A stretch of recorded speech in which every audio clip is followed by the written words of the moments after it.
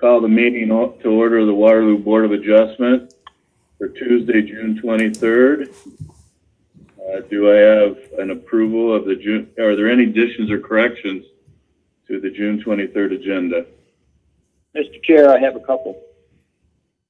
Agenda? To the agenda, yes. Okay. Well, I'm sorry, not to the agenda, but the items within the agenda. So when would you like to address those?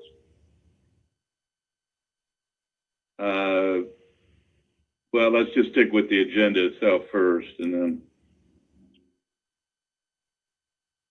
Yeah, Do I have- okay. The agenda is fine. I'll move to approve. Is that a motion? Who seconded? I second, John. Okay. Okay. All in favor?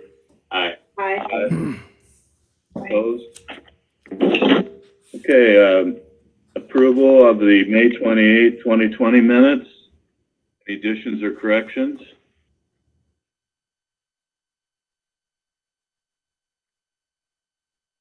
I move the approval of the May 28th, 2020 minutes as presented. Second. Okay. All in favor? Aye. Aye. Aye. Opposed? Okay. All right, for today, we have two agenda items. John, do you have questions about specific things within the decision items? Is that what you were Yes, asking? correct. Okay, well- So the first agenda item, under general description,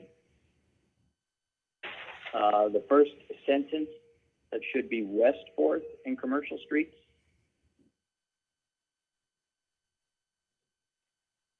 Oh,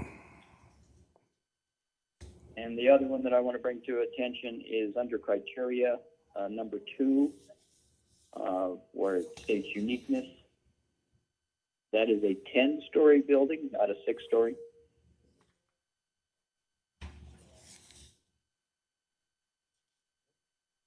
Okay. Let me go ahead and read the decision item, and then we'll add those, make those corrections. Request by Best Western for a variance to the outdoor advertising signs and billboard regulations to allow for the installation of 48.31 square feet of signage, 7.69 square feet more than the maximum of 40 square feet of total signage allowed, and for the installation of a monument sign in a C3 commercial district located at 5 West 4th Street.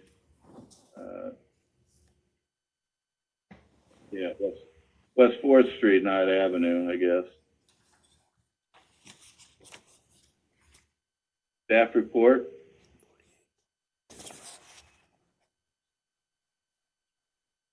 this is Western staff. The applicant is requesting to install one backlit monument sign with 47.69 square feet of signage per side, with a total of 95.38 square feet at the corner of West 4th Street, West 4th and Commercial Streets to advertise a new Best Western Hotel. The C3 Commercial District limits freestanding signs to a total of 80 square feet, with no side being greater than 40 square feet. The property has been zoned C3 Commercial District since the adoption of the ordinance, 1969.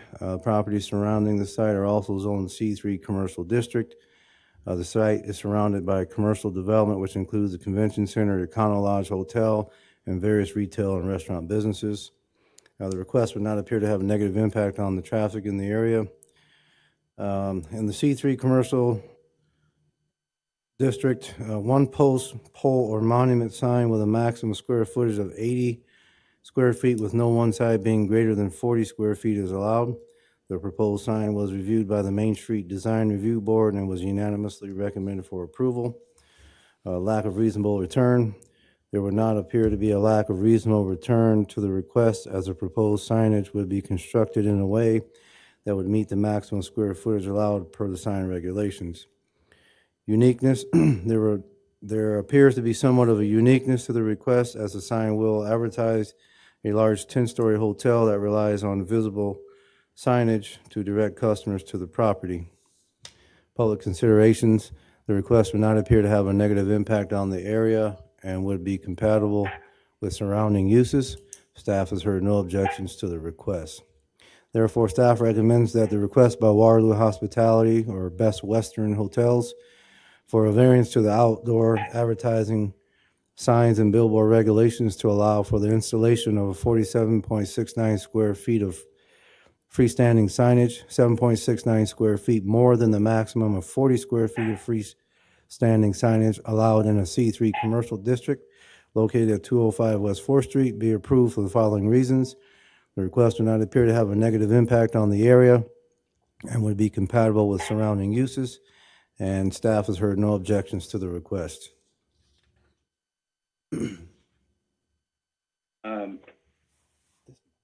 Chris, is the sign they're proposing different, larger than the sign that was there before?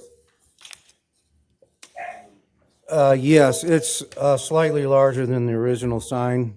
I believe the other one actually met the 40 square feet per side, and they're just going a little bit larger.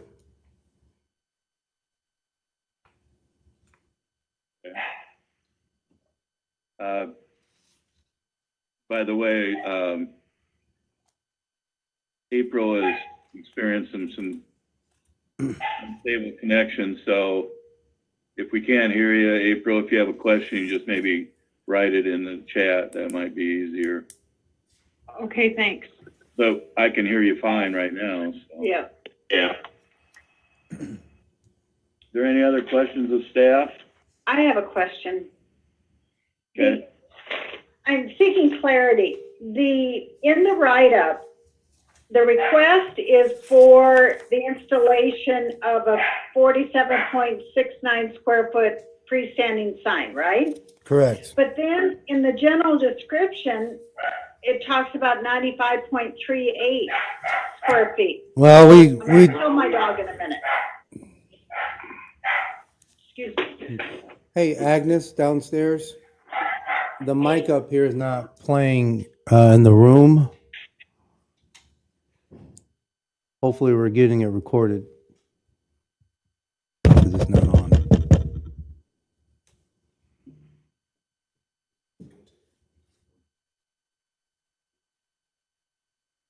It's recording, the speakers are turned off.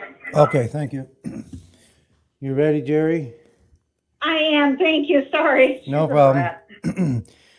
Yeah, so we wondered if we should have put that in there if it would confuse you. So, It did. so yeah, the 95.3 includes both sides. But the way the ordinance reads, you're only allowed 40 square feet per side. They're asking for 47.69 each side for a total of 95.38. I got it. Thank you so much. No problem.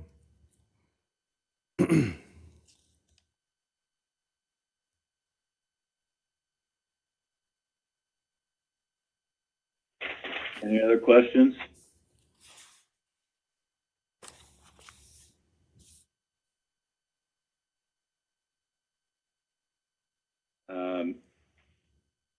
So are we just approving the 7.69 greater, or are we also approving the fact that it's a monument sign? Just the square footage over the 7.69 square feet is all you're approving. Okay, so a monument sign is okay. Correct. So Chris, you said that it was 40 feet per side, so therefore shouldn't we be approving something around 15 square feet more?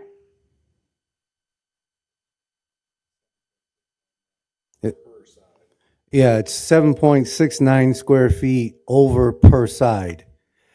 So,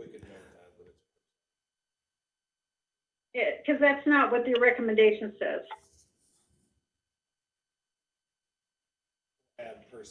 we'll add per side. Thank you.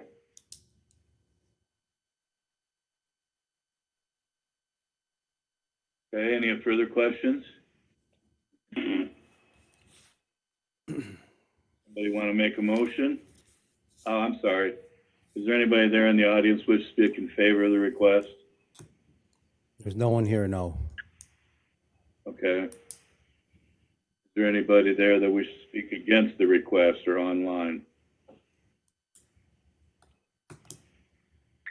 Hearing or seeing none, then I'd entertain a motion.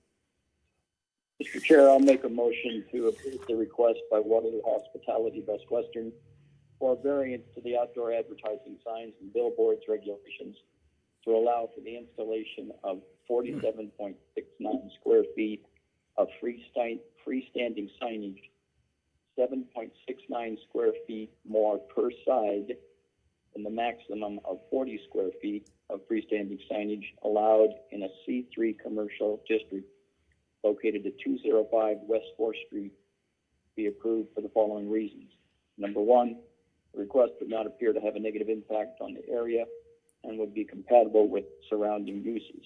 Number two, staff has heard no objections to the request. I'll second. John, did you put in there per side? I couldn't hear. Yes, he did. Yes. Okay. Any further questions or comments? I do have one. Do we have to differentiate between freestanding and monument? Because they're used interchangeably in this report. This is Schrader with staff. So there are, a freestanding sign is the generic term. There's generally considered to be three styles of freestanding signs: a pole sign, a post sign, which is usually attached by two posts down to the ground, and a monument sign. Those are the three main styles, all of which are a type of freestanding sign, as opposed to a wall sign or a canopy sign or a roof sign. Great, thank you. I have a question just for clarity. Is the sign larger just for sake of it being larger, or is there an actual purpose for it for being larger?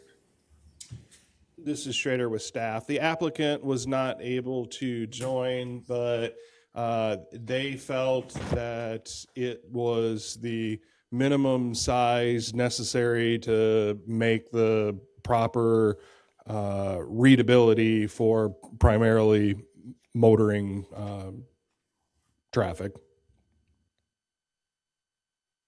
It's not a ton over, but they felt by decreasing it by that amount, there's kind of three different components to the sign. They would have had to have, decreased one of them or decreased multiple of them proportionally. And they were concerned on, the effectiveness of the sign if they decreased it.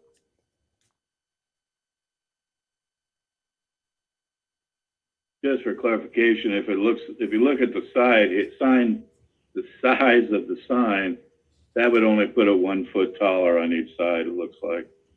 A little over 1 foot. Correct.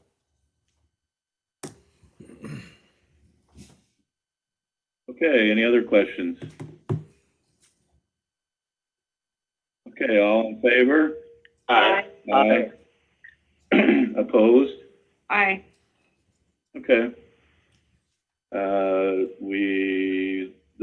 It's passed. Hold on a minute. Was that a unanimous yes, or was there? No, it was not unanimous. It was 4-1. Who was the one? April? Okay. April Dudley. voted against it. Is that just because it's too big or something? Okay, request number 2 is a request by Rich Engme for a variance to commercial parking regulations to have 139 parking stalls, 42 parking stalls, less than the minimum of 181 parking stalls required for a bowling alley in a C2 commercial district located at 608 University Avenue, being Maple Lanes. Staff report. This is Western with staff. The applicant is proposing to remodel and build an addition to the Maple Lanes Bowling Center and does not have enough room to meet the minimum parking requirements required by ordinance. The property is located at 2608 University Avenue and is zoned C2 Commercial District and has been since the adoption of the ordinance in 1969. The surrounding area is primarily zoned C2 Commercial District as well, with R2 1 and 2 family residence district located to the south across University Avenue.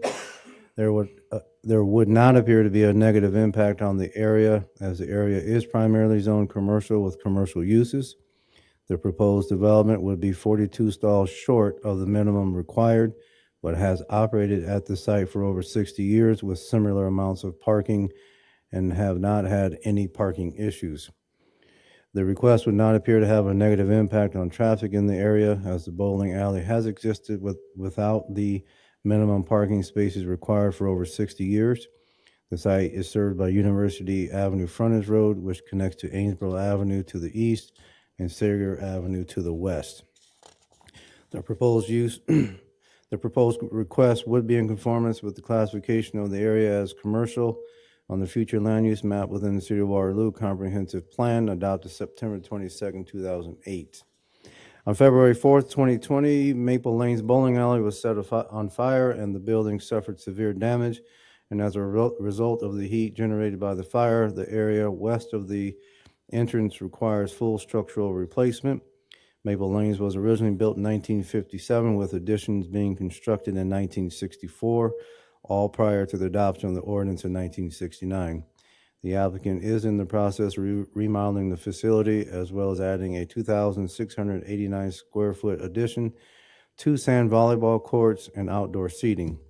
The zoning ordinance requires 5 parking spaces per alley and 1 parking stall for each 4 spectator seats. The site originally had 145 parking spaces. However, the proposed 2,689 square foot addition, the adding of the 2 sand volleyball courts, and outdoor seating, the site will lose 6 parking spaces for a total of 139 parking spaces. However, regardless of losing 6 parking spaces, the site has existed for over 60 years without the minimum number of parking spaces required, with no known issues or complaints. In order to meet the minimum parking requirements, the applicant would have to reduce the number of alleys by 10, which was originally 32 lanes, and reduce the number of spectator seating. The applicant has a verbal agreement for overflow parking to occur in the Community Services Building parking lot to the east, but as an informal agreement, these stalls cannot be counted for purposes of meeting the minimum stalls required. Criteria and lack of reasonable return. The facility is not changing use, and the minor design modifications to the existing footprint will not negatively affect the surrounding area or parking in the area. Uniqueness. The existing site could not provide the number of parking stalls the city ordinance would require with no improvements. The facility was considered illegal nonconforming and could have allowed to operate as is had it not suffered the fire that now requires an extensive remodel. Therefore, the only way to meet the minimum parking requirements for a bowling alley would be to reduce the number of alleys and spectator seating, which would significantly decrease the viability of the use. Public considerations. The modifications suggested will not change the adjoining properties or affect the entrances to University Avenue frontage road or Thorndale Avenue, or negatively impact the surrounding neighborhood aesthetically. The City of Waterloo has received no complaints from adjoining property owners concerning the parking. Therefore, staff recommends that the request by Rich Amy for a variance to the commercial parking regulations to have 139 parking stalls, 42 parking stalls less than the minimum of 181 stalls required for a bowling alley in a C2 commercial district located at 2608 University Avenue, be approved for the following reasons. It would appear that the request would not have a negative impact on traffic in the area, as the bowling alley has existed without the minimum parking spaces required for over 60 years. The City of Waterloo has had no complaints from adjoining property owners concerning parking. Okay. I have a question about the zoning ordinance. As far as my mind will give me, we only have one other bowling alley in Waterloo, being Cadillac, correct? Correct. Does anybody in the staff know if they meet the requirement for the parking? It doesn't seem like they would, based on the times I've been there. This is Schrader with staff. They do. That facility went through a pretty major renovation as well, actually removing some lanes that were converted into a kind of a kids gaming area, and that reduced the overall parking required for that facility. They actually had some excess land that they sold to the city of Waterloo. So that site, I'm not sure if originally, before they reduced number of lanes, if it met parking. I think it would have, but it definitely does now. That was reviewed when they did their renovation. Okay, well, didn't they do that for a business decision, not to meet the parking requirement? Correct? Yes, they did that for a business decision. Yes. Okay. My question or comment is, if for some reason somebody comes to Waterloo to build another bowling alley, aren't we setting a precedence to say that the ordinance, we're going to allow it no matter whether it meets the ordinance or not? I mean, This is Schrader with staff. Possibly. I mean, and I would say maybe that it is something that the parking requirement for a bowling alley may need to be looked at and potentially amended. It has been in the ordinance, as far as I'm aware, since adoption in 1969, and I don't think it's been changed, or if it has, hasn't been changed in many, many decades. It probably was a carryover from a different community's ordinance. That's the City of Waterloo's ordinance, was crafted off of other communities' ordinances, Des Moines being a primary one that was utilized in developing our ordinance. And maybe the parking needs have changed, but I would say, in looking at past use of the facility, even when they host events like state tournament, they have not had a significant parking issue. Though the state tournament probably, and the applicants are here, they can address that. State tournament is probably when they fill up the most, and they do have the a gentleman's agreement for overflow parking into the property to the east, but in most instances, there's nowhere near a full parking lot. yeah. Even Well, when I just- even when the lane is full, like every lane is in use, and there's I'm guessing the spectator is probably the primary reason why it might be a little over, and the number per lane. I suppose you get a lot of individuals carpooling, probably. So it might just need to be reevaluated what an appropriate requirement for a bowling alley is. Okay. I kind of would agree. I really doubt that Cadillac met the requirement, other than maybe the whole shopping center. But I know at times before they remodeled, if I tried to pull in there was very, very unlikely that I would find a place to park. So I'm not objecting to this request. I'm not trying to make a concern. I'm just more concerned with the ordinance itself, or that it's not very practical. Okay, I'm sorry. Any other questions of anybody, or there is someone there in the audience? Do they wish to speak in favor of the request? They're here, but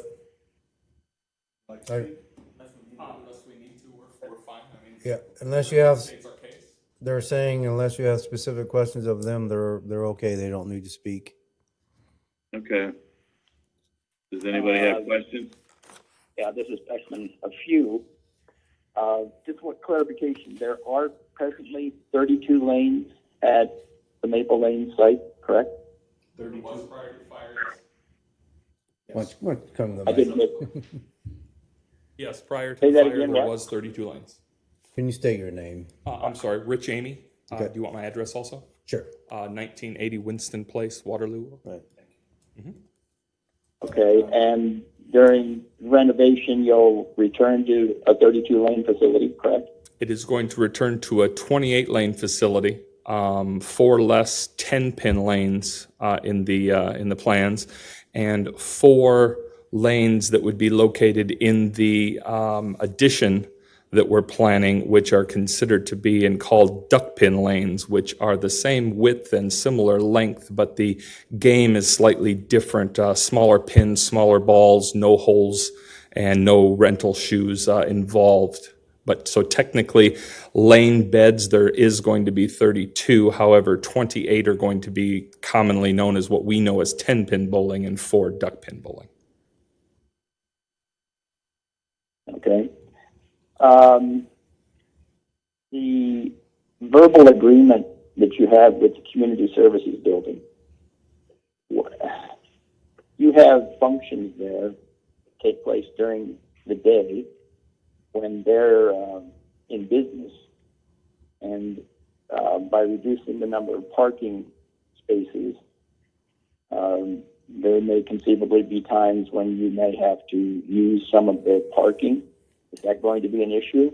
No, even our best daytime activity, which would be Mondays, Wednesdays, and Fridays, and all of the businesses at the community services building being there with cars in the parking lot, we don't take up half of the parking that we have, especially to the west end of the building, which is toward the Thorndale side.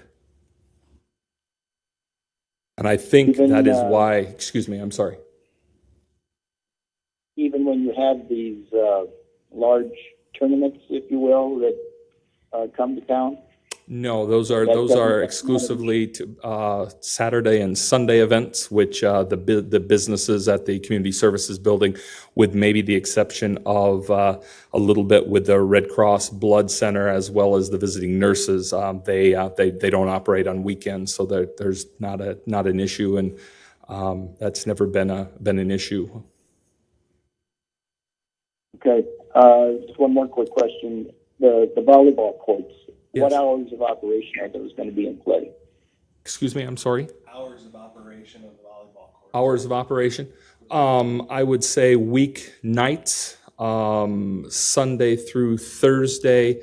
My guess is leagues would start approximately 5:30, 6 o'clock, and would probably end at the 9 o'clock hour. Weekends, with an occasional weekend tournament, my guess is you could have something maybe starting as early as 10 o'clock in the afternoon and probably going to 6, 7 o'clock from a Saturday or a Sunday. Because volleyball will be new to us, I'm not sure that that's factual, but that's what we're guessing based on other volleyball bowling center venues across the country, especially the Midwest. Okay. The reason I ask that is because there are some residential structures near your facility, and I was just inquiring about any noise that runs into the evening hours that might be disruptive to those residents. True. The only residential, the closest residential areas would be across University on the opposite side. The 2 homes that used to be directly behind Maple Lanes that were owned by Nagel Sign, they have been removed. So you'd have to go about 2 properties to the, I believe, north before you'd get to a apartment structure. So I don't see that as being an issue, and Definitely a good question. We would not be going into the wee hours of the night. I don't think that would come into play. But Okay. Quick question for staff, please. I know in the write-up under public considerations, it states that the city has received no complaints from adjoining property owners concerning parking, but are there any objections on file to what they want to do? No, there are no objections either way. In fact, we have not received one call yet that I recall. Okay, thank you. That's all I have, Mr. Chair. John, I would expect, and maybe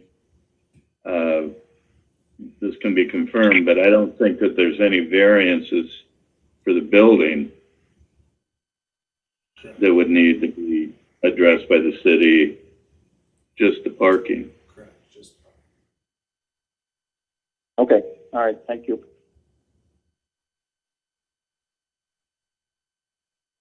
Okay, is there any other questions of the applicant?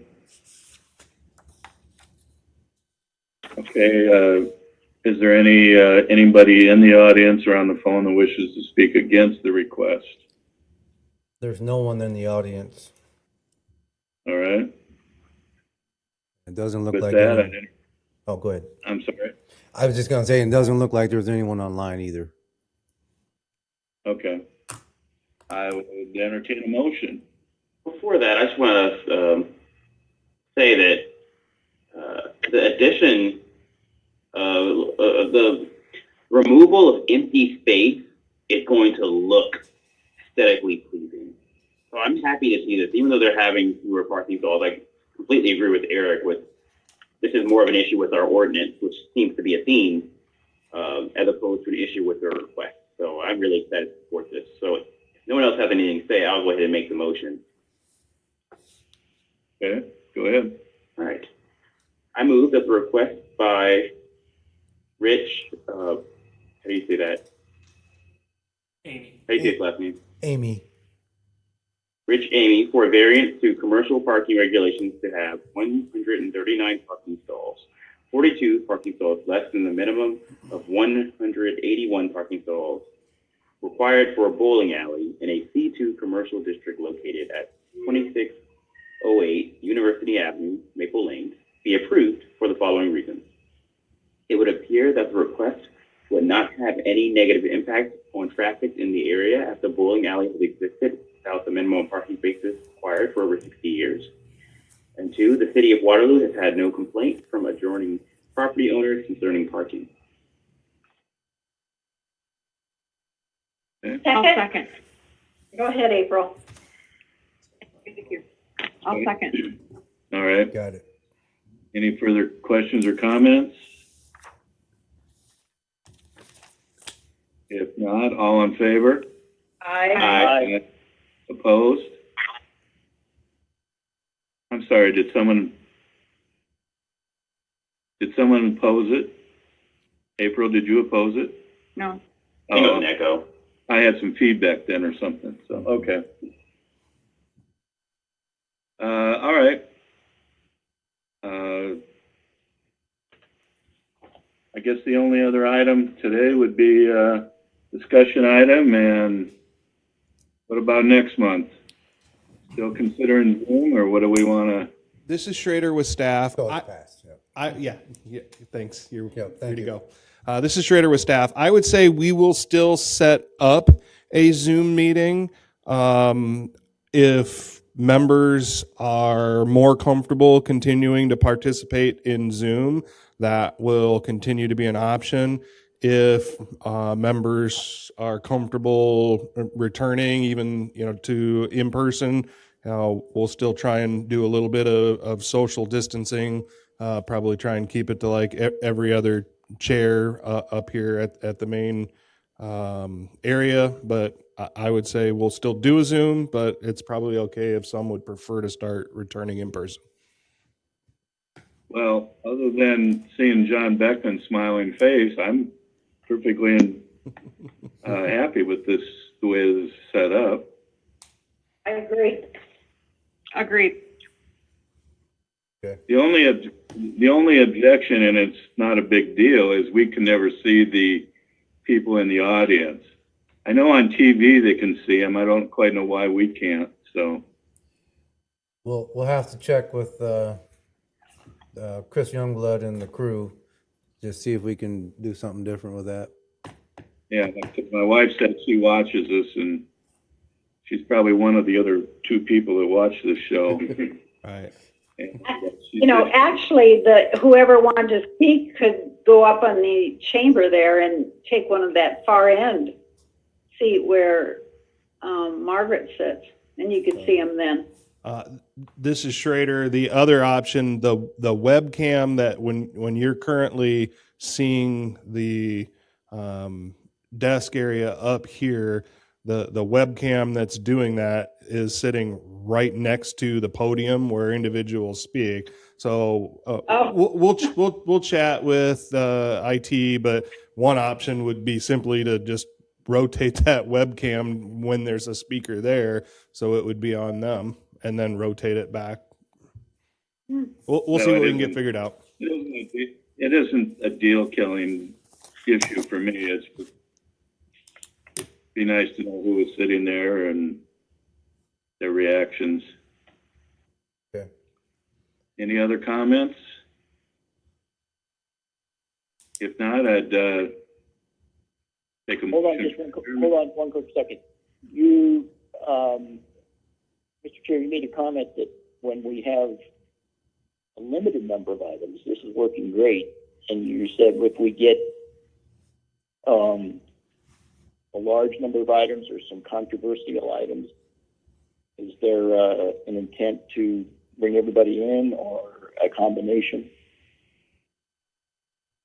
This is Schrader with staff. Yeah, I mean the limitation I think on using this type of video conference is that it tends to be a little bit slowed down while you have to kind of ensure that there aren't 2 people talking at once, which makes the audio very incomprehensible. So sometimes you're kind of pausing more than you normally would. So if you have a big agenda, multiple items, or a controversial item that's going to have a lot of people speaking, that can kind of slow it down. And then the other part of that is, if you've got a lot of people speaking, just kind of, how you get them, if many of them are participating electronically as well, it just kind of can bog it down. But I guess we'll have to deal with that as it encounters. But yeah, that's part of, if some are more comfortable continuing to participate on Zoom, but some are okay with being in person, as long as we still provide some social distancing abilities, it might help too. We'll keep that in mind. Any other comments? Okay. Guess I'm. Motion to adjourn. Second. All in favor? Aye. Opposed? See you guys. Have a good day. Thank you. Yeah. Thanks, guys. Bye. Bye-bye.